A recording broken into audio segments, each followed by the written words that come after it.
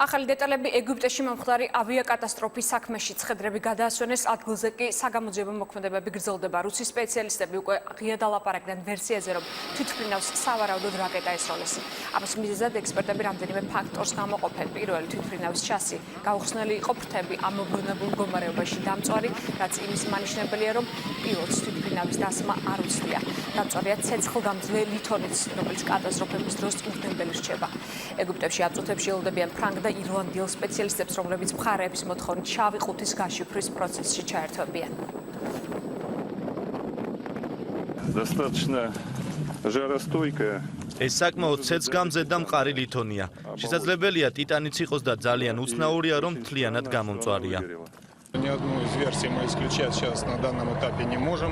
დათვალიერება მაჩვენა, რომ არც ერთი ვერსიის გამორიცხვა არ შეგვიძლია ამ ეტაპზე. ვიმუშავებთ ყველა მიმართულებით რაკეტის მოხვედრიდან ძრავების გაუმართავობის ჩათვლით. კონკრეტული მონაცემები მომხდარზე შავი ყუთის გაშიფვრის შემდეგ გვექნება.